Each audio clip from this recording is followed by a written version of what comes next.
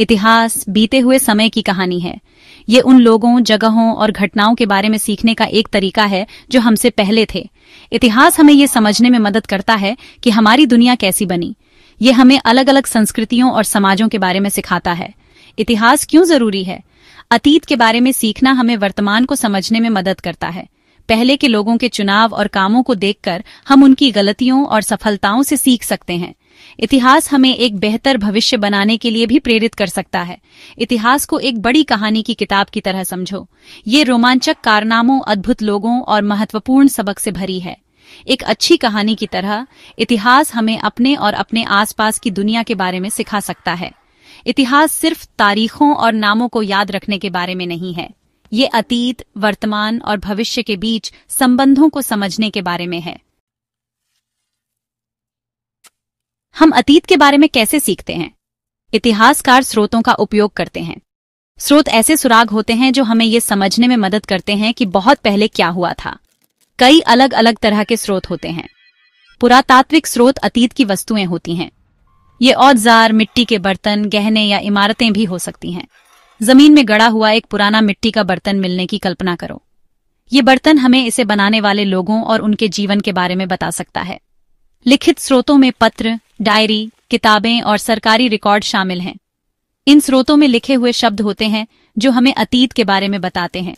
उदाहरण के लिए, एक राजा की डायरी में एक महत्वपूर्ण युद्ध का वर्णन हो सकता है। मौखिक स्रोत पीढ़ी दर पीढ़ी मुहज़बानी से चली आ रही कहानियां होती हैं। ये कहानियां नायकों, मिथकों या महत्वपूर्ण घटनाओं के बारे में हो सकती हैं। कल्पना करो कि आपकी दादी आपको अपने बचपन की कहानियां सुना रही हैं। ये एक मौखिक स्रोत का उदाहरण है। दृश्य स्रोत पेंटिंग, तस्वीरें और मूर्तियां जैसी चीजें हैं। ये स्रोत हमें अतीत की कल्पना करने में मदद करते हैं। उदाहरण के लिए, एक शाही दरबार की पेंटिंग हमें दिखा सकती है कि लोग कैसे कपड़े पहनते थे और उनका जीवन कैसा था। हर तरह का स्रोत पहेली का एक अलग टुकड़ा देता है, जिससे हमें अतीत को और अच्छी तरह से समझने में मदद मिलती है। इतिहास समय और स्थान दोनों में घटित होता है। ऐतिहासिक घटनाओं को समझने के लिए ये जानना जरूरी है कि वे कब और कहां हुईं। इतिहासकार घटनाओं को कालक्रमानुसार व्यवस्थित करने के लिए समय रेखा का उपयोग करते हैं। समय रेखा एक स्केल की तरह होती है जो घटनाओं को सबसे पुरानी से लेकर नवीनतम तक के क्रम में दिखाती है। घटनाओं को समय रेखा पर रखकर हम देख सकते हैं कि वे एक दूसरे से कैसे संबंधित हैं। इतिहास में भूगोल भी महत्वपूर्ण है। कोई घटना कहाँ हुई, ये इस बात को प्रभावित कर सकता है कि क्या हुआ। उदाहरण के लिए, नदी के पास विकसित होने वाली सभ्यता के पास रेगिस्तान में सभ्यता की तुलना में अलग संसाधन और चुनौतियां होंगी। नक्शे इतिहास को समझने के लिए महत्वपूर्ण उपकरण हैं। नक्शे हमें स्थानों का स्थान और वे एक दूसरे से कैसे संबंधित हैं, ये दिखाते हैं। नक्शों का अध्ययन करके हम देख सकते हैं कि भूगोल ने ऐतिहासिक घटनाओं को कैसे प्रभावित किया है। ऐतिहासिक घटनाओं के पूरे संदर्भ को समझने के लिए समय और स्थान दोनों को समझना जरूरी है। भाग 4, इतिहास के जासूस। इतिहासकार कैसे काम करते हैं? इतिहासकार जासूसों की तरह होते हैं जो अतीत की जांच करते हैं। वे सबूत खोजने और जो हुआ उसे एक साथ जोड़ने के लिए स्रोतों का उपयोग करते हैं। लेकिन सभी स्रोत एक जैसे नहीं बनाए जाते हैं। इतिहासकारों को प्रत्येक स्रोत की सावधानी पूर्वक जांच करनी चाहिए कि क्या वह विश्वसनीय है। वे ये सवाल पूछते हैं कि ये स्रोत किसने बनाया और इसे क्यों बनाया गया। कभी कभी स्रोत पक्षपाती हो सकते हैं, मतलब कि वे घटनाओं का एकतरफा दृष्टिकोण प्रस्तुत करते हैं। इतिहासकार पुष्टि की भी तलाश करते हैं, जिसका अर्थ है कि एक ही जानकारी का समर्थन करने वाले कई स्रोत खोजना।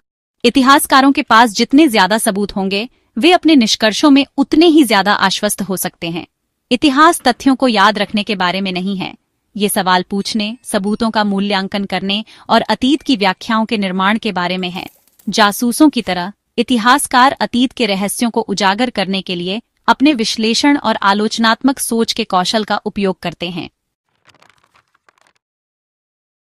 भाग 5, औपनिवेशिक नजरों से एक नया दृष्टिकोण। औपनिवेशिक काल के दौरान ब्रिटेन जैसी यूरोपीय शक्तियों ने भारत पर शासन किया।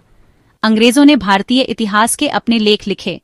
ये लेख अक्सर एक औपनिवेशिक दृष्टिकोण को दर्शाते हैं।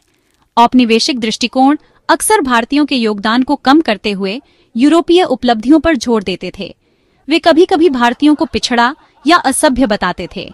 इतिहास का अध्ययन करते समय इन पक्षपातों के बारे में पता होना जरूरी है। हमें सिर्फ प्रभावशाली समूह ही नहीं, बल्कि शामिल सभी लोगों के दृष्टिकोण पर विचार करने की जरूरत है। आज इतिहासकार भारत के एक अधिक समावेशी इतिहास को पुनर्प्राप्त करने और बताने के लिए काम कर रहे हैं। इसमें हाशिए पर रहने वाले समुदायों सहित विविध दृष्टिकोणों से स्रोतों को देखना शामिल है। ऐतिहासिक आख्यानों पर उपनिवेशवाद के प्रभाव को समझकर हम अतीत की अधिक संतुलित और सटीक समझ के लिए प्रयास कर सकते हैं। भाग 6, इतिहास की भाषा को समझना। इतिहास की अपनी खास शब्दावली है। जानने के लिए यहाँ कुछ महत्वपूर्ण शब्द दिए गए हैं। उपनिवेशीकरण, ये तब होता है जब एक देश दूसरे देश और उसके लोगों पर नियंत्रण कर लेता है। सर्वेक्षण, सर्वेक्षण किसी चीज की व्यवस्थित जांच या अध्ययन है। अंग्रेजों ने जमीन और उसके लोगों के बारे में जानकारी इकट्ठा करने के लिए भारत में कई सर्वेक्षण किए। पुरालेख, पुरालेख एक ऐसी जगह है जहां ऐतिहासिक दस्तावेज और रिकॉर्ड रखे जाते हैं। पुरालेख इतिहासकारों के लिए महत्वपूर्ण संसाधन है। ये उन कई शब्दों के कुछ उदाहरण हैं जिनका सामना आप इतिहास के बारे में सीखते समय करेंगे। शब्दावली पर ध्यान देने से आपको ऐतिहासिक अवधारणाओं को बेहतर ढंग से समझने में मदद मिलेगी। इतिहास की भाषा से खुद को परिचित करके हम ऐतिहासिक आख्यानों की जटिलताओं को बेहतर ढंग से समझ सकते हैं। भाग 7, इतिहास सिर्फ तथ्यों से ज्यादा। इतिहास सिर्फ नामों, तारीखों और स्थानों को याद रखने से कहीं ज्यादा है।